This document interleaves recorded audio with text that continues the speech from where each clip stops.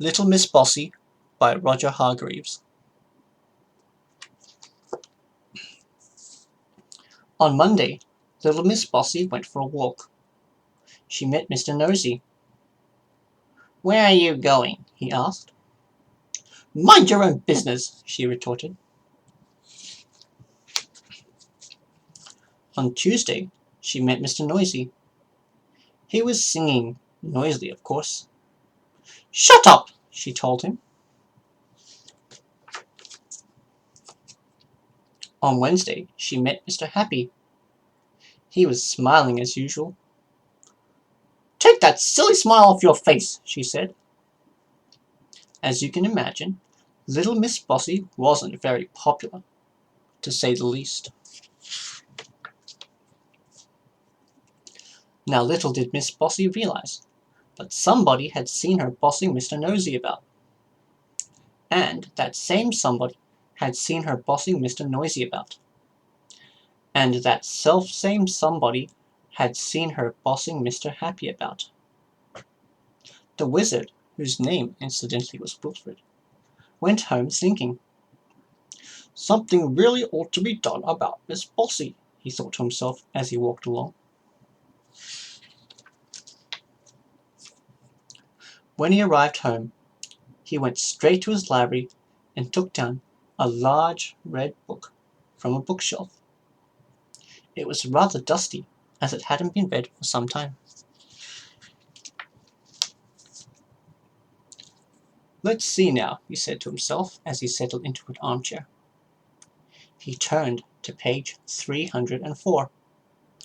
At the top of the page it said, "How to Stop People Being Bossy." Wilfred the Wizard read the page very carefully, shut the book, put it back on the bookshelf, and grinned. A particularly wizardy sort of grin.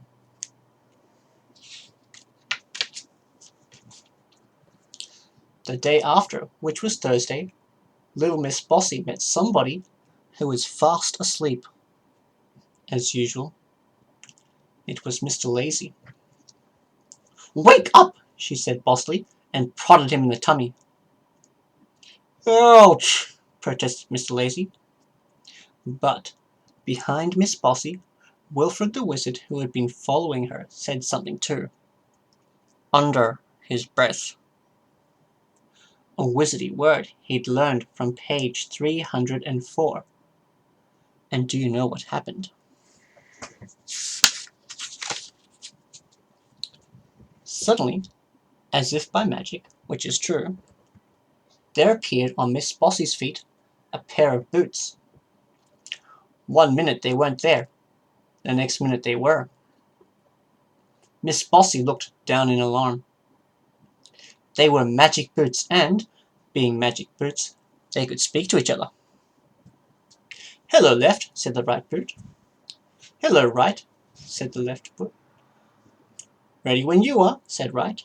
"Right," said left. And off they set. Left, right, left, right, left, right, faster and faster, marching poor little Miss Bossy along. Little Miss Bossy couldn't do a thing about it. Mr. Lazy was much amused. "Well done, Wilfred," he chuckled. Wilfred winked, a wizardy wink.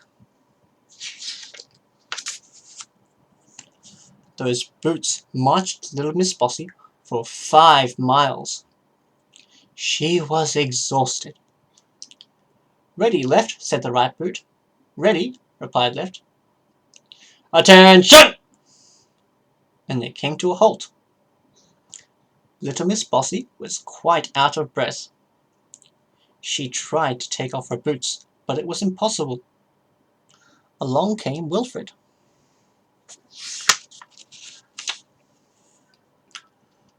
"Those," said Wilfred, pointing to the boots, "are only for people who are too bossy." "Make them go away at once!" cried Miss Bossy, stamping her foot. Well, at least she tried to stamp her foot, but the boot wouldn't. "We're out of stamps," chuckled Right. Left giggled. You will do as I say, shouted Miss Bossy. Ready when you are, said Right. Right away, replied Left. Quick march! And off they set again. Left, right, left, right, for 10 miles, and then they stopped again. And along came Wilfred.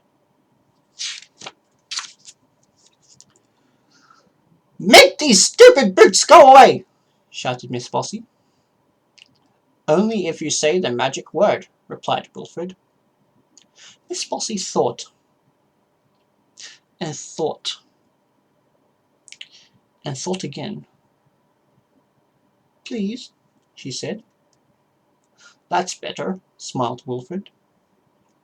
And he said the wizardy word again, under his breath, from page 304. The boots disappeared as if by magic. Now then, said Wilfred sternly, wagging his finger, stop being bossy, or you know what will happen. Miss Bossy nodded miserably. Very well, smiled Wilfred, and off he went.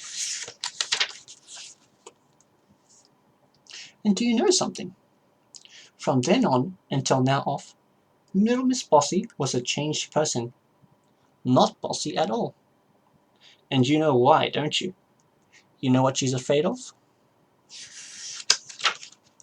Bossy boots. That's the end of the story.